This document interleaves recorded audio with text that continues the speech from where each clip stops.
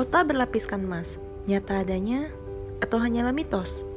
El Dorado yang diketahui oleh orang-orang sebagai kota berlapiskan emas ini sudah menjadi daya tarik tersendiri bagi para sejarawan dan juga pemburu harta karun di seluruh dunia. Gimana enggak? Pencarian El Dorado telah memakan waktu hingga ratusan tahun lamanya, mencakup wilayah yang sangat luas di daratan Amerika Latin, juga telah menghabiskan banyak sekali tenaga, uang, bahkan ratusan nyawa. Legenda ini bermula saat Christopher Columbus menemukan benua Amerika. Gak lama setelah itu pun, para penjelajah dari Spanyol memasuki peradaban di Amerika Tengah dan Amerika Selatan. Ekspedisi Spanyol yang saat itu dipimpin oleh Francisco Pizarro tiba dan berhasil menaklukkan kerajaan Inca di Peru. Beberapa saat kemudian, ada seorang pembawa pesan dari suku yang tidak dikenal datang ke kerajaan Inca membawa sebuah pesan untuk Raja Inca. Hanya saja, dia nggak tahu kalau kerajaan Inca ini sudah jatuh ke tangan Spanyol. Akhirnya, dia pun diinterogasi oleh para tentara Spanyol. Saat diinterogasi, ia mengaku bahwa ia berasal dari salah satu suku di wilayah Bogota. Selain itu, ia juga mengatakan bahwa ada sebuah kerajaan misterius di wilayah yang sama, di mana raja dari kerajaan misterius itu memiliki tubuh yang dilapisi oleh emas dan berenang di danau yang dipenuhi oleh emas. Nah, cerita inilah yang menjadi cikal bakal munculnya sebutan El Dorado yang berarti manusia bersepu emas.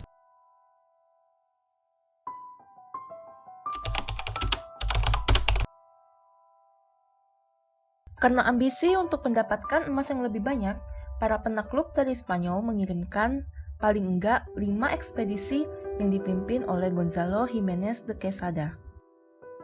Mereka berangkat pada tahun 1536 dan ada sekitar 500 orang prajurit Spanyol memasuki hutan belantara di wilayah Kolombia. Setelah menjelajah untuk beberapa saat, Quesada dan pasukannya menemukan suku Chipka yang kaya. Meskipun begitu, mereka tidak menemukan kerajaan emas ataupun danau emas yang dicari. Suku Chipka lalu menceritakan kepada Quesada tentang sebuah danau yang terletak di kawah gunung dataran tinggi Andes, Bogota. Danau tersebut adalah Danau Guatavita. Menurut cerita dari suku Chipka, di Danau Guatavita setiap tahunnya selalu diadakan upacara yang bertujuan sebagai persembahan kepada para dewa suku setempat. Suku tersebut dikenal dengan nama suku Muisca. Upacara itu dilakukan kepada sang calon raja atau yang disebut dengan Zipa. Tubuh dari sang calon raja akan dilumuri dengan lumpur dan debu emas. Setelah itu, sang calon raja akan menaiki rakit yang berisikan emas dan perhiasan dengan para tetua suku lainnya. Para tetua suku akan mengayuh rakit ke tengah danau dan kemudian melemparkan emas dan perhiasan ke dalam danau. Sang calon raja kemudian akan masuk ke dalam danau untuk membersihkan lumpur dan juga debu emas yang menyelimuti tubuhnya. Quesada pastinya semakin bersemangat untuk menemukan suku Muisca dan juga danau misterius yang diceritakan oleh suku Chipka. Meskipun begitu, ia tidak menemukan suku Muisca, namun ia berhasil menemukan keberadaan Danau Guatavita.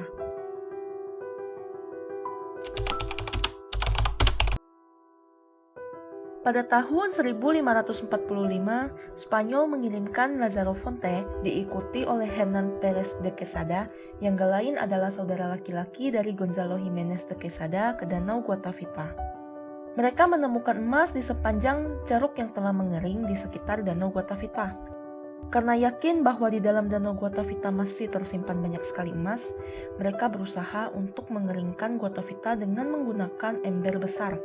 Usaha yang dilakukan mereka tentu saja tidak berhasil, meskipun mereka dapat menurunkan level permukaan air dari Danau Guatavita sedalam 3 meter dan mendapatkan sekitar 18 kg emas. Usaha lainnya dilakukan pada tahun 1580 oleh Antonio de Sepúlveda, seorang pedagang kaya dari Santa Fe de Bogota. Dengan bantuan dari 8.000 pekerjanya, ia membuat pintu-pintu air di sisi Danau Guatavita dan berhasil menurunkan level permukaan air sedalam 20 meter. Emas yang didapatkan pun cukup banyak pada saat itu. Namun, usaha untuk mengeringkan Danau Guatavita ini terpaksa harus dihentikan karena pintu-pintu air yang mereka buat runtuh dan menewaskan banyak sekali pekerja.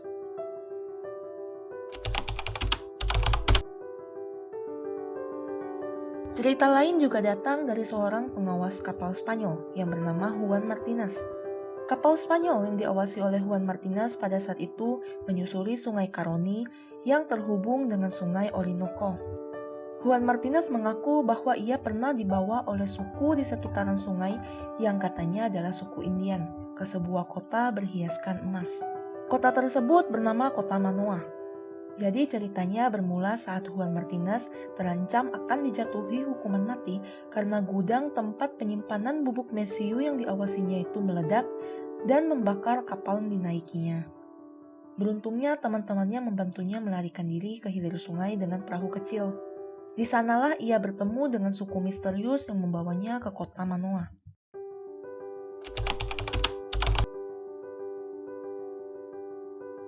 Pada tahun 1586, kisah tentang El Dorado ini sampai hingga ke telinga seorang penjelajah terkenal asal Inggris yang pernah mendirikan koloni Roanoke yang legendaris di benua Amerika. Walter Raleigh bersama dengan pendampingnya yang bernama Lawrence Keymis berlayar di sepanjang Sungai Orinoco untuk mencari kota emas yang diceritakan oleh Juan Martinez.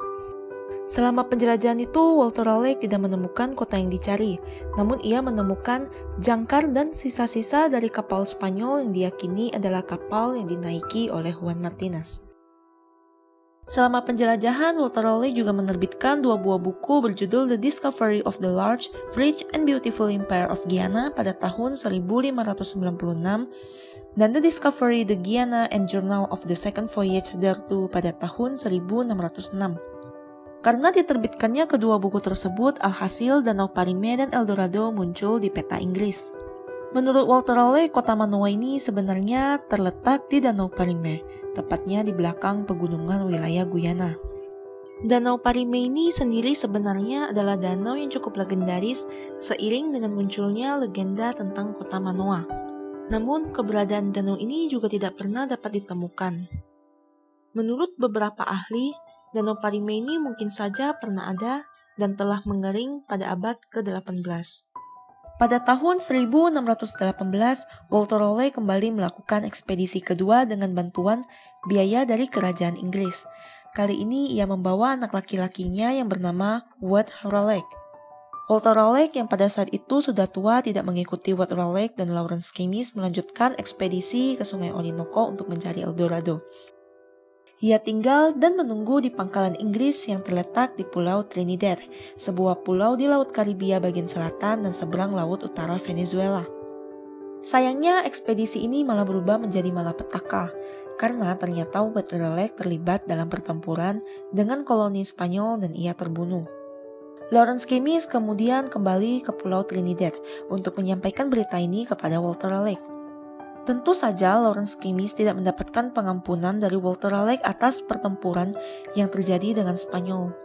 Lawrence Keymis kemudian masuk ke dalam kabinnya dan memutuskan untuk bunuh diri dengan menembakkan pistol ke dadanya. Ekspedisi kedua ini pun gagal dan Walter Raleigh berlayar kembali ke Inggris. Sesampainya Walter Raleigh di Inggris, ia dijatuhi hukuman mati karena dianggap telah melanggar perintah dari Raja James pertama untuk tidak berkonflik dengan Spanyol. Kisah ini tentunya merupakan kisah pencarian El Dorado yang paling terkenal dan berakhir dengan sangat tragis. Saat ini sebagian emas yang berhasil ditemukan di Danau Guatavita dipajang di Museo del Oro, salah satu museum di kota Bogota. Pada tahun 1969, ada 2 orang pekerja sedang melakukan penggalian di sebuah gua kecil di daerah Bogota. Mereka tanpa sengaja menemukan sebuah patung emas. Patung ini berbentuk rakit dengan figur seorang raja dan 8 pria sedang mengayu di atasnya. Patung ini mengingatkan para peneliti tentang ritual suku Muisca yang diceritakan beberapa ratus tahun yang lalu.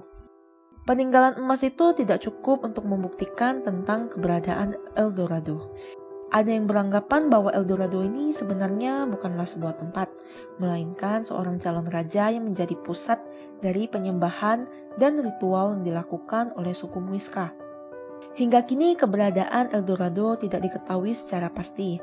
Namun bagaimanapun kisah tentang El Dorado telah menginspirasi banyak sekali ekspedisi di sepanjang sejarah manusia. Bahkan pernah menjadi tren tersendiri di mana banyak lagu buku, film, dan puisi yang terinspirasi dari legenda ini, termasuk puisi karya Edgar Allan Poe. Cadillac Eldorado juga merupakan mobil yang populer pada masanya dan dijual selama hampir 50 tahun. Selain itu, sejumlah resort dan hotel memiliki nama yang terinspirasi dari kisah Eldorado. Jadi, gimana menurut kalian tentang kota emas yang satu ini?